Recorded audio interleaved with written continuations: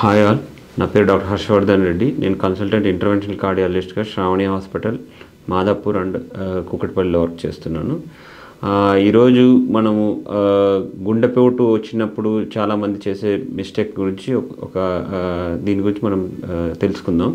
మామూలుగా గుండెపోటు అంటే హార్ట్ అటాక్, గుండెపోటు జనరల్గా ఛాతీ నొప్పిగా ప్రజెంట్ చేస్తుంది.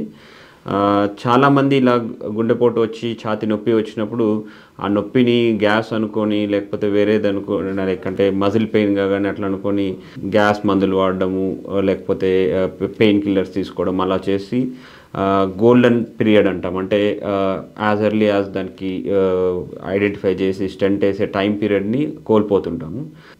ఛాతీ నొప్పి ఉన్న వాళ్ళు చాలామందికి గ్యాస్ నొప్పే ఉండొచ్చు, బట్ గ్యాస్ నొప్పి కన్నా హార్ట్ అటాక్ కానీ ఇలాంటివి అయినప్పుడు ఎక్కువ సీరియస్గా ఉంటుంది. వాటికి ఇమీడియట్గా అటెన్షన్ కావాల్సి ఉంటుంది. ఎందుకంటే హార్ట్ అటాక్ అనేది చాలాసార్లు టైం డిలే అయింది అంటే కార్డియాక్ అరెస్ట్తో కానీ, సడన్ కార్డియాక్ డెత్తో కానీ ప్రజెంట్ చేస్తుంటారు.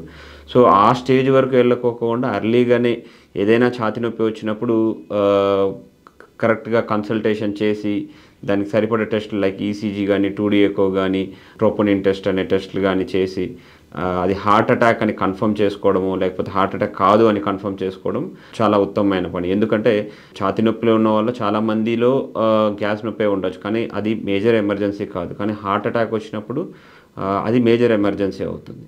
సో ఇలా ఉన్నప్పుడు మీరు ఇమీడియట్గా కార్డియాలజిస్ట్ని కలిసి సరిపడే సిమ్టమ్స్, అంటే అది గ్యాస్ నొప్పి డిఫరెంట్గా ప్రజెంట్ చేస్తుంది, హార్ట్ అటాక్ నొప్పి డిఫరెంట్గా ప్రజెంట్ చేస్తుంటుంది. లైక్ హార్ట్ అటాక్ నొప్పి ఉన్నప్పుడు హెవీనెస్గా కానీ, ఛాతిలో బరువుగా కానీ, దాంతోపాటు అసోసియేటెడ్ సిమ్టమ్స్ లైక్ స్వెట్టింగ్ కానీ, వామిటింగ్స్ కానీ ఇలా ప్రజెంట్ చేస్తూ ఉంటుంది.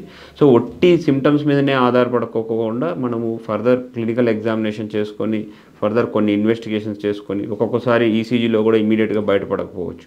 అలాంటప్పుడు మేము సీరియల్ ఈసీజీలు కానీ, సీరియల్ 2D ఎకోలు కానీ, ట్రోపోనిన్స్ కూడా బేస్ లైన్ ఒకసారి 6 hours తర్వాత ఒకసారి రిపీట్ చేసి అది హార్ట్ అటాక్ కాదు అనేది కన్ఫర్మ్ చేసుకున్న తర్వాతనే రిమైనింగ్ గ్యాస్ నొప్పులు కానీ ఇలాంటి వాటికి ట్రీట్మెంట్ చేసుకోవాల్సి ఉంటుంది.